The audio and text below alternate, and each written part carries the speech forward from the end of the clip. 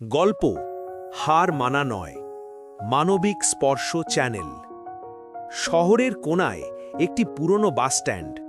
ভোরের আলো এখনো পুরোপুরি ফুটে ওঠেনি।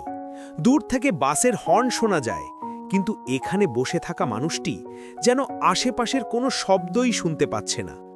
হাতে শক্ত করে ধরে থাকা ফাইলগুলো তার স্বপ্নের মতোই পুরনো হয়ে গেছে। অসংখ্য চেষ্টা, অসংখ্য দরজায় কড়া নাড়া, কিন্তু ফলাফল একটাই, অস্বীকার। কতবার যে সে রাত জেগে পড়েছে, কতবার যে স্বপ্নগুলোকে আঁকড়ে ধরে রেখেছে, তার হিসাব সে নিজেই ভুলে গেছে। সমাজ তাকে বলে, তুই পারবি না, এটা তোর জন্য না। মানুষের কথায় ক্লান্ত হয়ে একসময় সে নিজেকেই প্রশ্ন করল, আমি কি আসলেই না যোগ্য, নাকি আমি এখনো যথেষ্ট চেষ্টা করিনি? সেই দিনই প্রথম সে সিদ্ধান্ত নিল, হার মানবে না। হার মানা তার ভাগ্যে নেই। যতবার ধাক্কা খেয়েছে, ততবার নিজেকে নতুনভাবে দাঁড় করিয়েছে।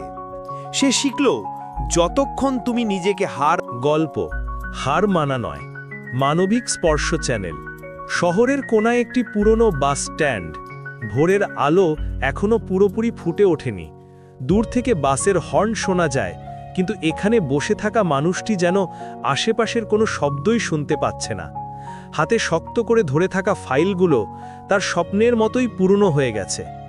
অসংখ্য চেষ্টা, অসংখ্য দরজায় কড়া নাড়া, কিন্তু ফলাফল একটাই, অস্বীকার। কতবার যে সে রাত জেগে পড়েছে, কতবার যে স্বপ্নগুলোকে আঁকড়ে ধরে রেখেছে, তার হিসাব সে নিজেই ভুলে গেছে।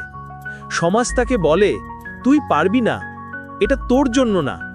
মানুষের কথায় ক্লান্ত হয়ে একসময় সে নিজেকেই প্রশ্ন করল, আমি কি আসলেই নাযোগ্য, নাকি আমি এখনো যথেষ্ট চেষ্টা করিনি? সেই দিনই প্রথম সে সিদ্ধান্ত নিল, হার মানবে না।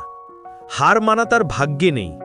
যতবার ধাক্কা খেয়েছে, ততবার নিজেকে নতুনভাবে দাঁড় করিয়েছে। সে শিখল, যতক্ষণ তুমি নিজেকে হার মানাও না, ততক্ষণ পৃথিবীর কোনো শক্তি তোমাকে হারাতে পারবে না। একদিন বৃষ্টি হচ্ছিল প্রবল। সবাই ছুটল আশ্রয়ের দিকে, কিন্তু সে দৌড়ালো স্বপ্নের দিকে।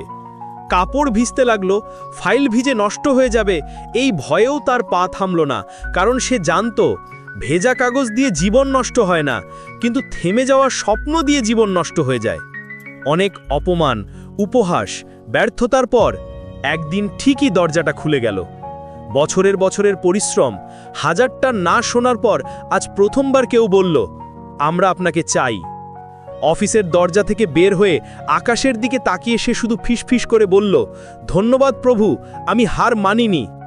ওই মুহূর্তে সে বুঝল, স্বপ্ন পূরণের আনন্দে টাকা চাকরি না, কষ্টগুলো জিতিয়ে আনে দেয় অন্যরকম গর্ব। যে মানুষটিকে সবাই ব্যর্থ ভাবত, আজ সেই মানুষ পথ দেখায় অন্যদের। গল্পের শিক্ষা, জীবন যত কঠিনই হোক, তোমার হাল ছেড়ে দিলে পৃথিবীও তোমাকে ছেড়ে দেবে। বারবার পড়লে সমস্যা নেই, কিন্তু উঠে দাঁড়ানোটা খুব জরুরি। হার মানা নয়, এটাই সাফল্যের প্রথম শর্ত।